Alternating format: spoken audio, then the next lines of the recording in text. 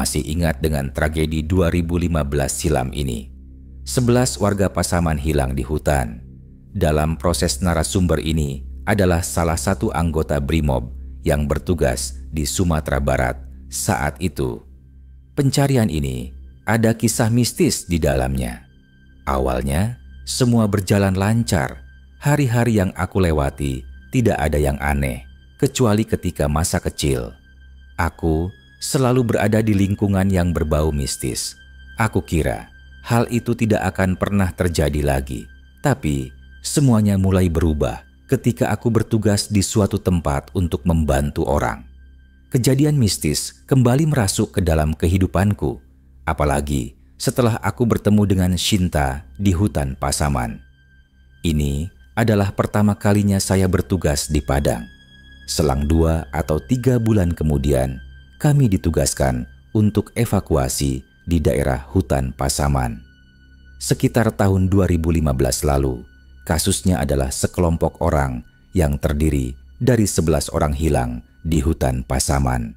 Diduga mereka adalah para pendaki yang tersesat karena memang daerah itu sering digunakan untuk tempat menjelajahi bagi pemula.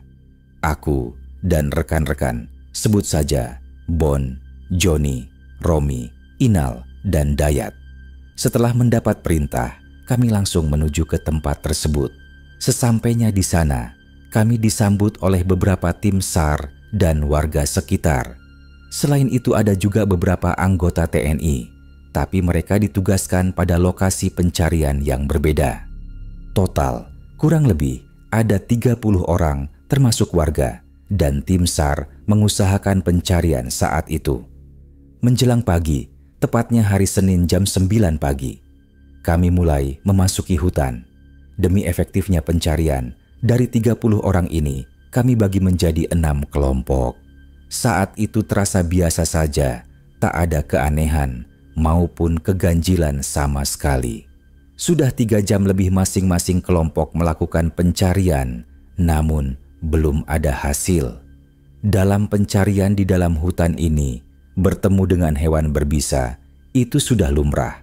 Bahkan ada di kelompok lain yang dikejar-kejar babi hutan.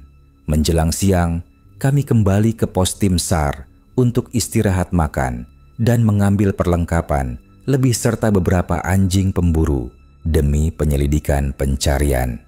Setelah dirasa cukup, kami lanjutkan kembali pencarian jam 3 sore, dan kali ini kami hanya 4 kelompok total, 20 orang. Cuaca saat itu gerimis, cukup membuat kami sedikit kesulitan dengan medan yang becek dan licin. Kami terus menembus hutan sampai tak terasa hari mulai gelap. Dari dalam, suasana mistis semakin terasa. Malam pun tiba. Gerimis mulai lebat disertai kilat dan hawa dingin menekan memaksa kami untuk tetap bertahan. Dengan terpaksa kami menghentikan pencarian dan kami memutuskan untuk membangun tenda di tempat terbuka di atas bukit. Kami membangun 2 tenda yang cukup besar. Masing-masing tenda mampu menampung 10 orang lebih. Seperti biasa, kami berkumpul di tenda ditemani kopi dan rokok. Waktu terus berlalu. Kira-kira jam 10 malam, aku melihat ada seseorang yang keluar dari tenda sebelah. Mungkin dia mau buang air, pikirku. Karena tenda kami ada jendela transparan, jadi aku bisa melihat dari dalam. Aku palingkan pandangan dan lebih jauh lagi. Selang beberapa jam kemudian, tenda sebelah mulai gaduh. Sementara aku menyadari kalau orang yang keluar tadi belum juga kembali.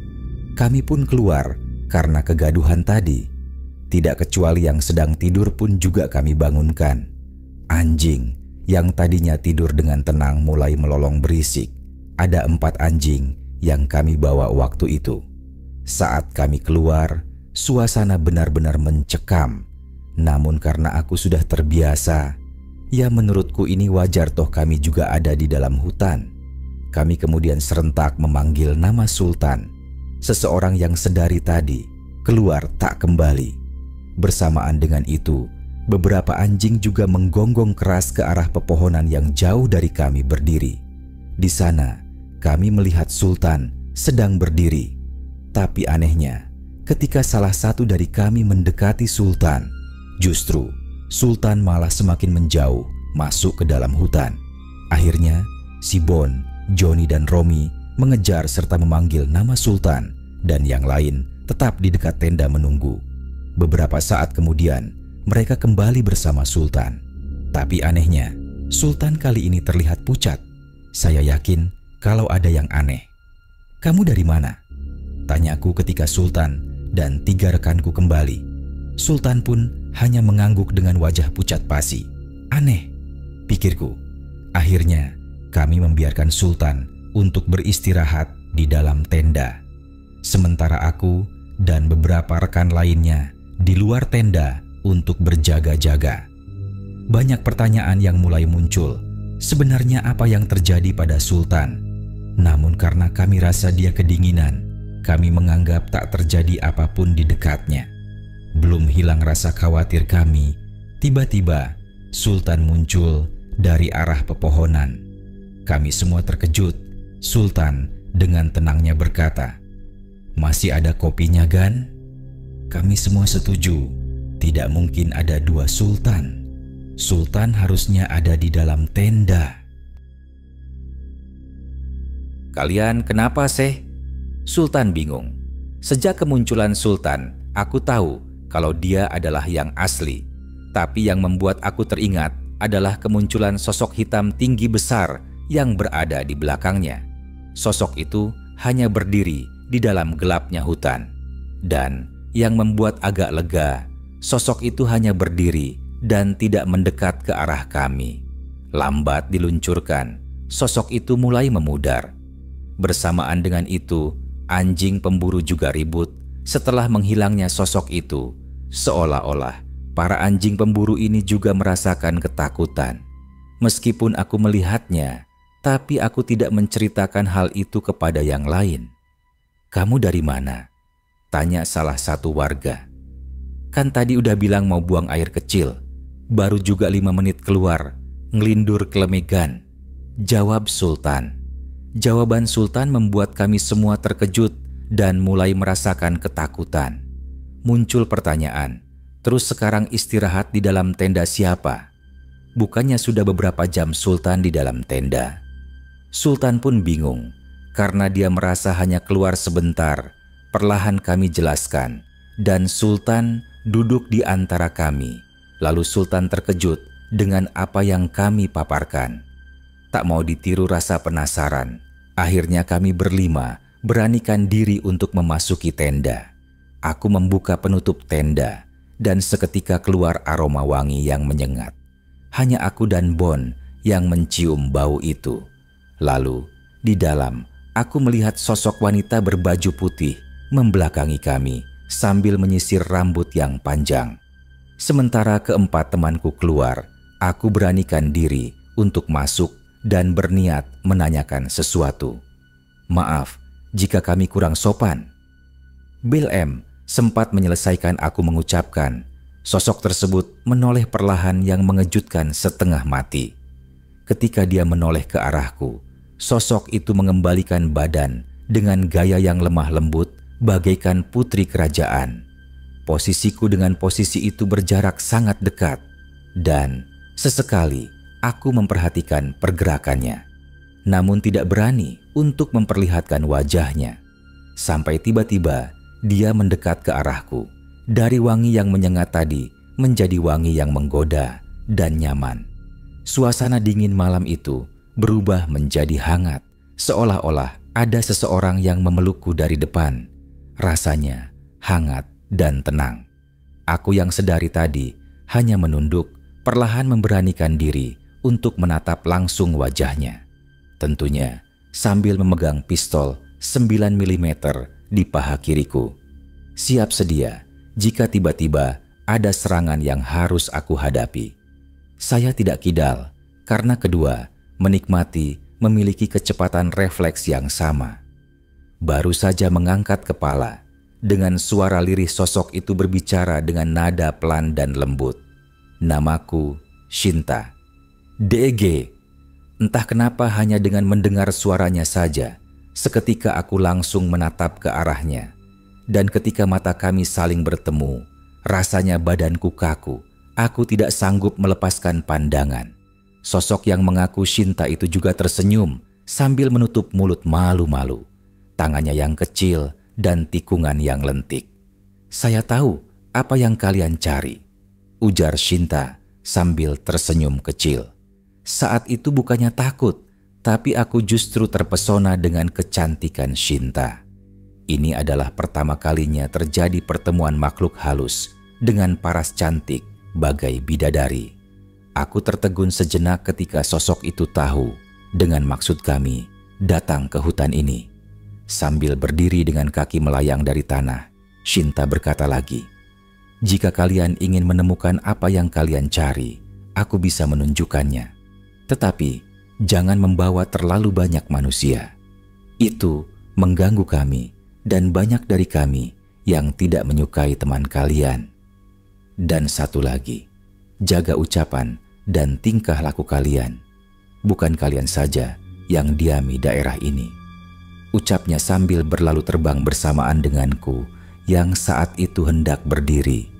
Shinta kemudian menghilang diiringi lolongan anjing, hilang di tengah hutan yang gelap.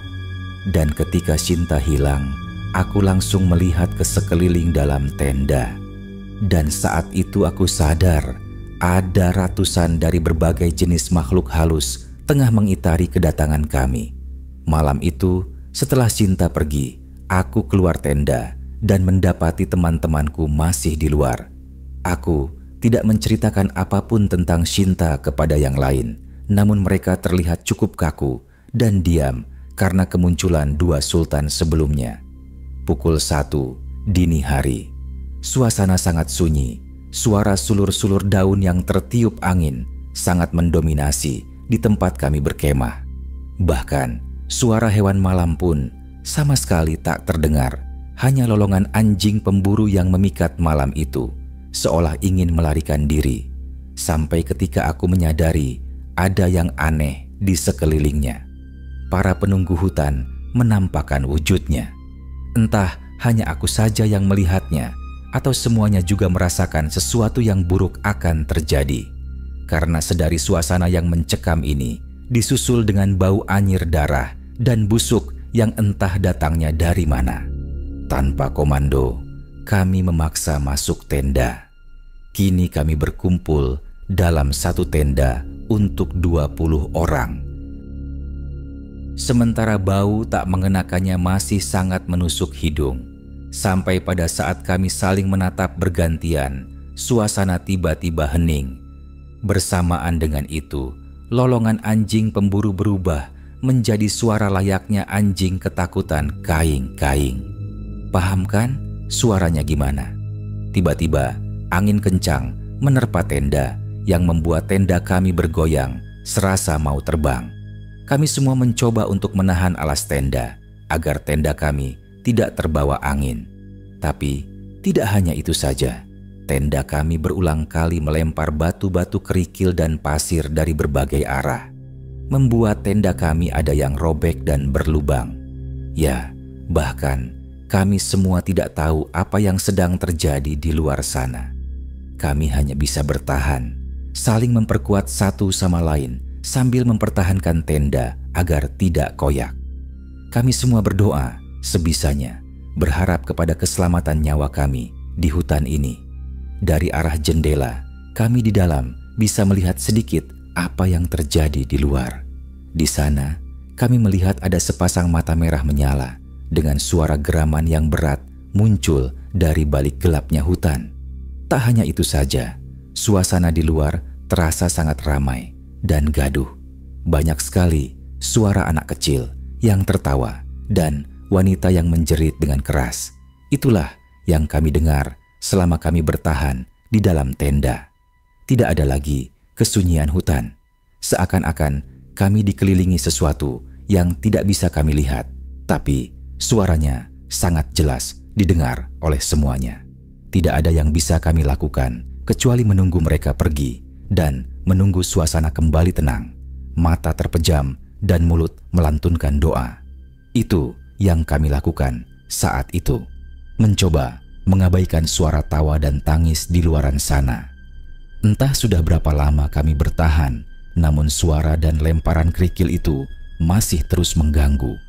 Dengan penuh rasa khawatir dan takut, saya mencoba untuk memberanikan diri untuk berkomunikasi. Mohon maaf kalau kami mengganggu. Kami tidak mencari masalah.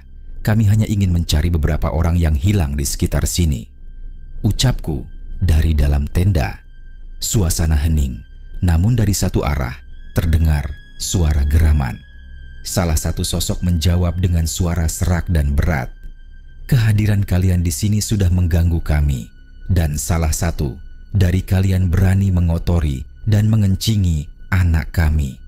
Jika bukan karena putri hutan yang menjaga manusia tadi, sudah kami bawa dia ke alam kami sebagai budak.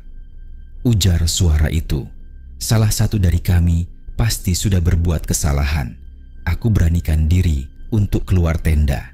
Ketika aku keluar, aku disambut oleh makhluk yang sudah mengitari tenda kami.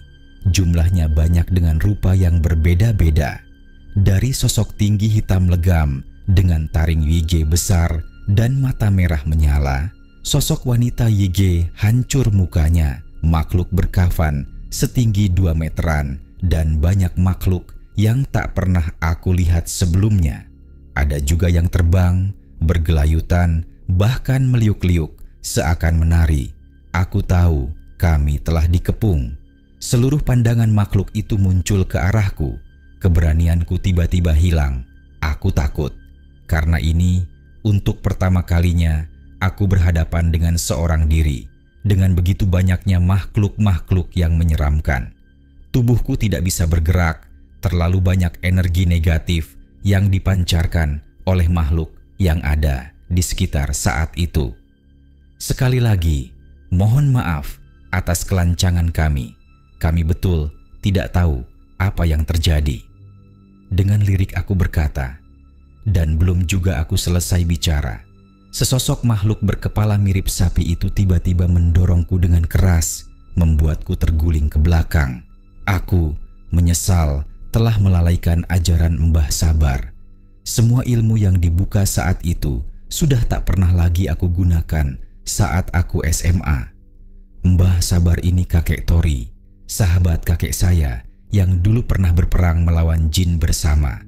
Aku berusaha bangkit dan siap sedia menghadapi serangan berikutnya. Namun, sosok hitam yang sebelumnya dibicarakan segera menghalangi ketika sosok sapi ingin mendekatiku dan menyerang kembali. Kami berikan kesempatan untuk kalian segera tinggalkan tempat kami.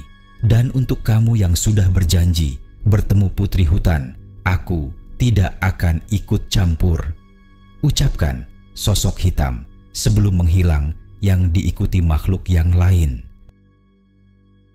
Terima kasih sudah nonton sampai akhir. Kalau kalian suka dengan konten seperti ini, jangan lupa like, komen, dan subscribe agar tidak ketinggalan dengan video berikutnya.